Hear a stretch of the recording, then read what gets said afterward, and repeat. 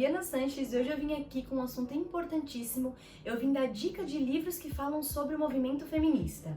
E o nosso primeiro livro da lista é A Mística Feminina. É um livro lançado em 1963 pela Beth Friedan. A Beth era jornalista, psicóloga e ativista lá dos Estados Unidos e cofundadora da Organização Nacional das Mulheres.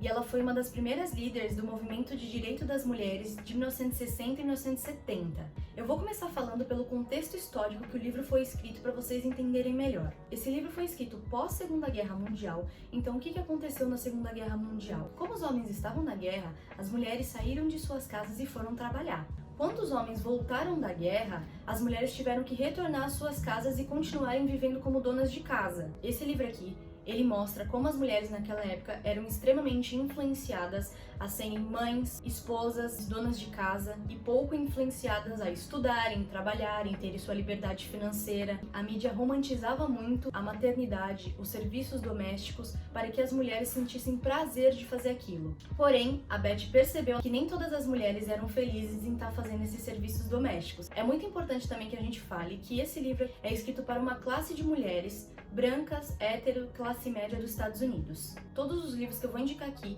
eles têm a mesma faixa de preço e ficam em torno de 40 a 50 reais. E o segundo livro da nossa lista é o Mulheres, Raça e Classe, da Angela Davis, escrito em 1981. Para quem não conhece ela, a Angela Davis foi uma professora, filósofa e socialista na década de 60. Ela se tornou uma militante dos movimentos feministas e dos movimentos negros, mais tarde se filiando ao Partido Comunista dos Estados Unidos e aos Panteras Negras.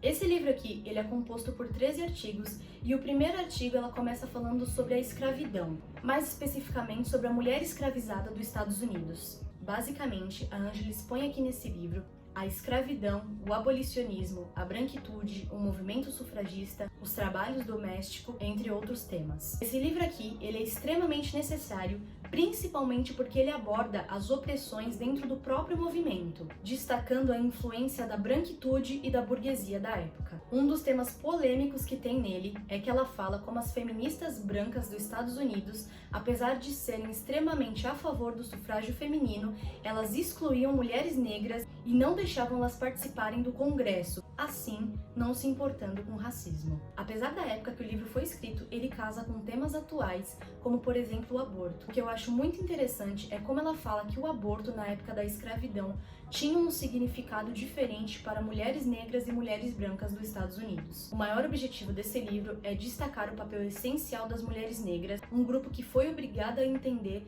além das suas opressões, as opressões dos outros grupos também.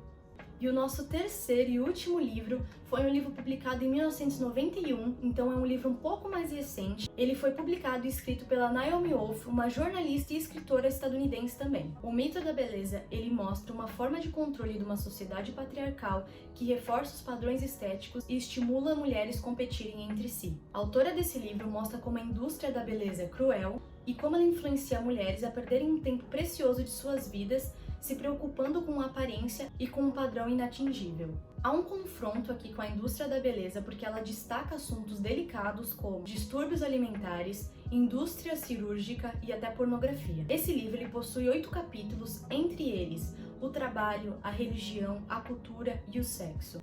Ela fala nesses capítulos como a indústria da beleza e o machismo estão inseridos em todos esses temas. Apesar de ser escrito há 30 anos, esse é um livro totalmente atual, considerando que as mulheres brasileiras estão entre as que mais fazem cirurgias plásticas no mundo e também as que mais estão insatisfeitas com o próprio corpo. Basicamente é isso, gente. Essas foram minhas indicações de hoje. Comentem aqui embaixo se vocês já leram algum desses livros ou ficaram com vontade de ler. E por favor, se puderem se inscrever e curtir os vídeos aqui no canal do Her Campus, saibam que vocês vão estar ajudando mulheres. E é sobre isso. E eu vou ficando por aqui e tchau, tchau!